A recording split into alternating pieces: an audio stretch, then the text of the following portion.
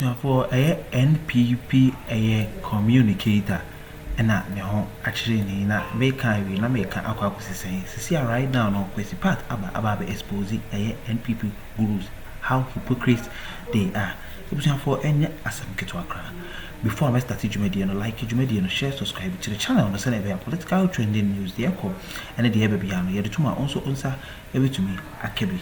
And then your political highway so ne in some baby in some bruja and I so akwakote na in some be and the same nana B and a K.Patt exposing a big time actually a media no a case de abronye DC no nana B is doing more than de abronye no nana B is doing the worst of it all.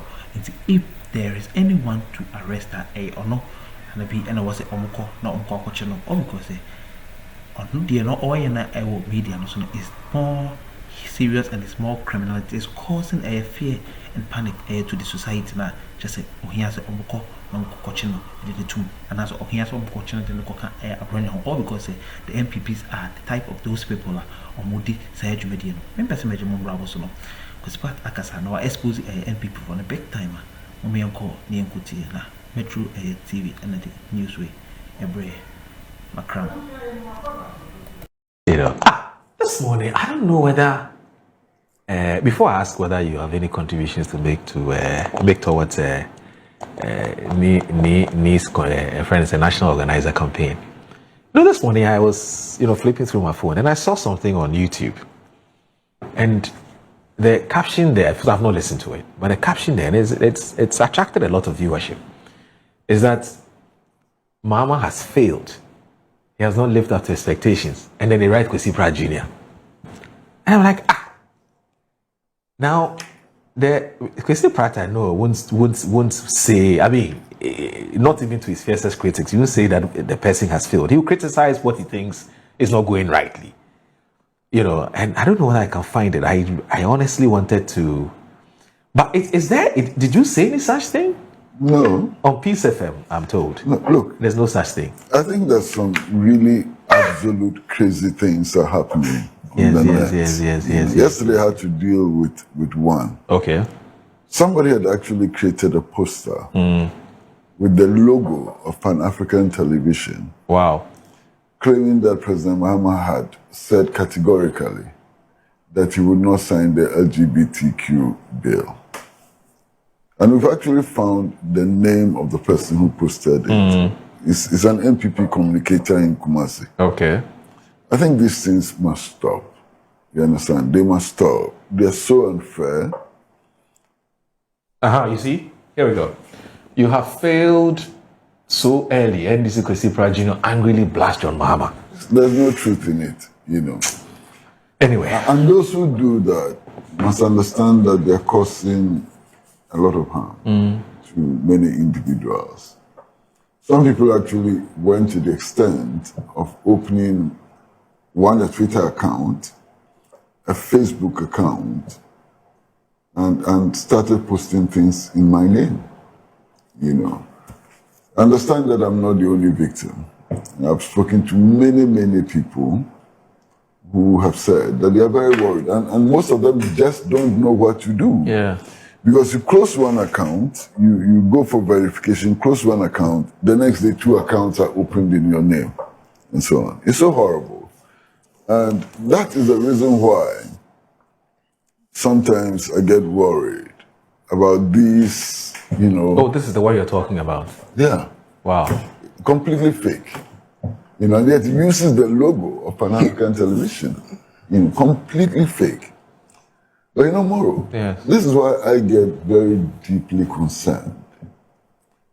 When such elements are dealt with, and people come up and say it's an attack on press freedom. How can this be an attack on press freedom?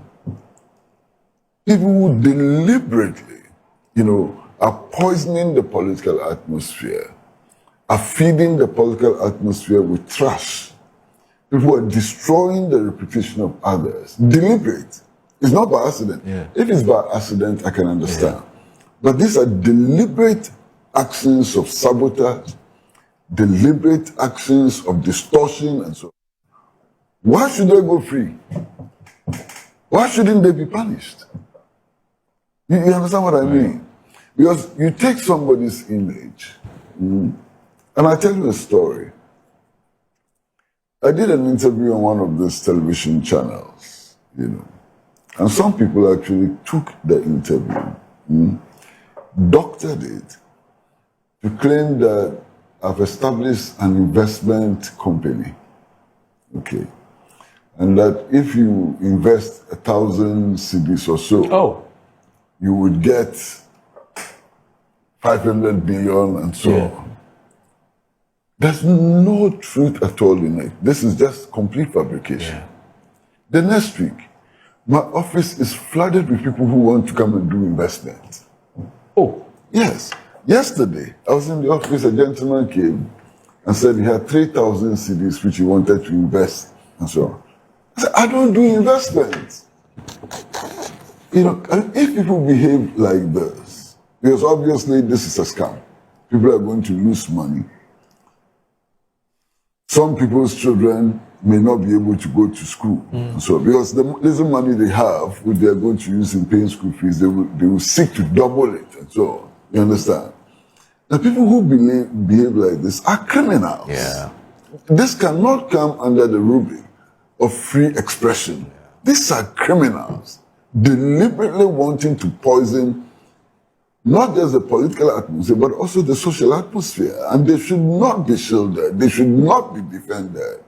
All of us have to come together to make sure that these criminal acts are nipped in the bud. And then, more, it gets worse.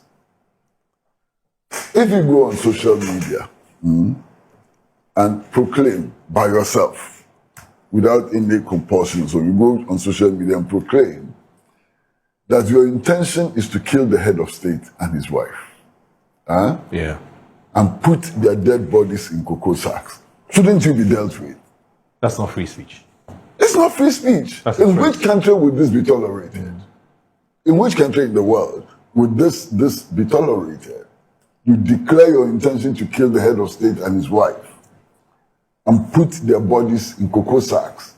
And then people come screaming. When these people are arrested, people come screaming, free speech, free speech. Is this free speech? Is this free speech? Yeah. You go and take somebody's billboard with his logo and so on, and change the writing on the billboard and post it, and put the person in jeopardy and so on. And we expect to go free? Terrible. I think the irresponsibility is too much, and it's time to deal with it. You understand? I spent most of my lives, and I mean most of my life, campaigning for free expression, press freedom, and so on. That's a fact. But this is not what we fought for. Now, we're told that it's about the land issue, and somebody apparently has won a judgment, and they just came today with a group of policemen to come and evacuate everybody from their homes. People are preparing to take their kids to school and things. Some have left their office. The police are preventing people from taking pictures and videos even in their homes. Some people have lived there for more than 15 years. So I have Cornelia on the line, and Cornelia, okay. So, okay, so I got it wrong. She's actually called AC. It's not college, she's AC. So, good morning, AC. How are you? Good morning, sir. Hello? Hello, good morning. Can you hear me, please? Hello, can you hear me? Yes, I can hear you. Can you hear me too? Okay, I am struggling to hear her, and the interaction would okay. Okay, so if you can hear me, okay AC, first of all, let me know, are you you don't need to tell us a bit, you don't need to tell me more about you, but are you a reporter? Are you a resident of the area? Are you just a passerby? Who are you? Who is AC? I'm a resident of the area. Oh, you're a resident of the community, which is the community 25. Yeah, precisely, New Dowenya. Okay. I'm told that you believe you are being unfairly evacuated from where you currently reside. What is the story?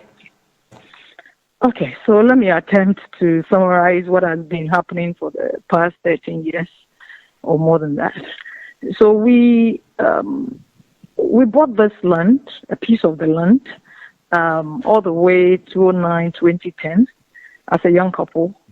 And by the time we were buying it, knowing what happens in Ghana, we just needed to do some due diligence. And so we inquired of the one selling the land to us. And he showed us truly copies of court judgment that shows that they are buying, the land is from the rightful owners.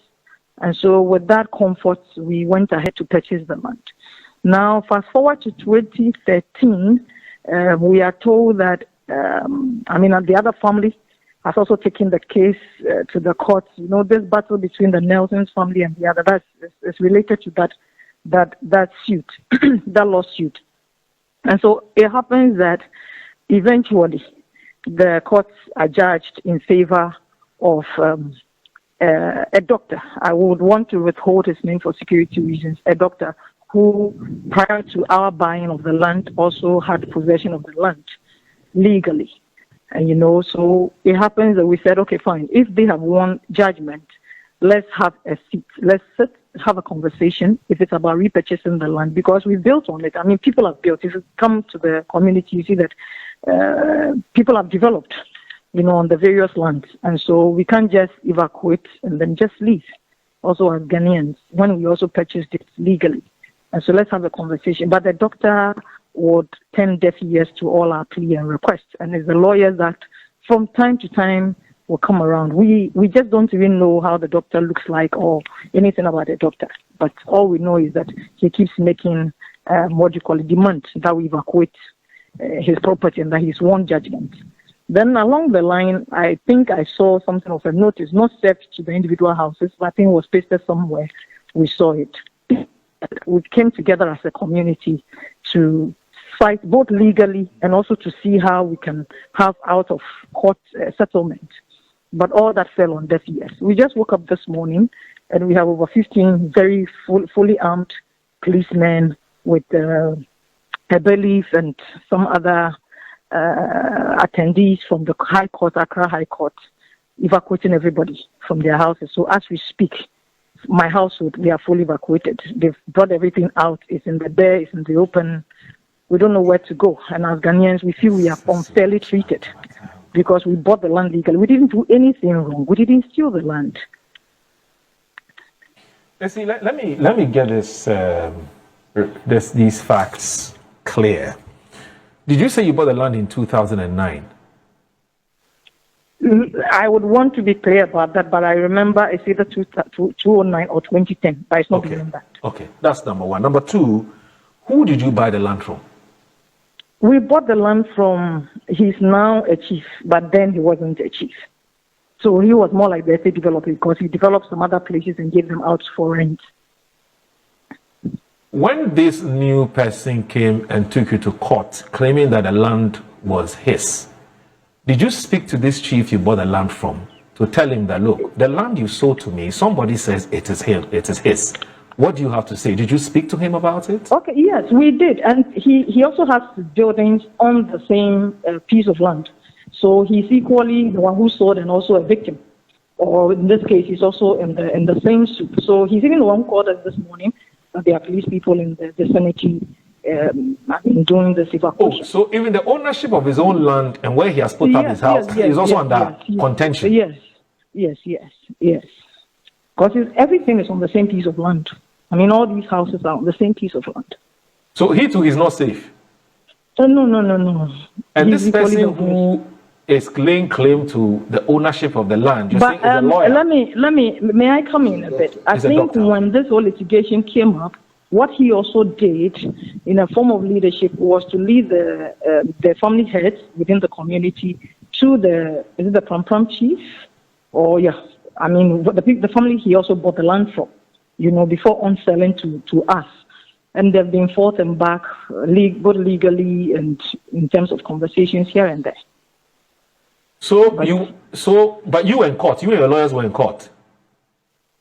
We didn't go to court as a family. Okay. It's more like the community. Right. They took a lawyer to handle the case for the community. Okay. And quite clearly, the judge who sat on the matter, in his reasoned opinion, believed that this new owner of the land has the authentic document. You don't. That's true. That's right. And that's why they've been giving the permission to come and evacuate you. Meanwhile, you put up a house on that land. Yeah. Wow. And so have they raised it down? From what we gather, that is the agenda.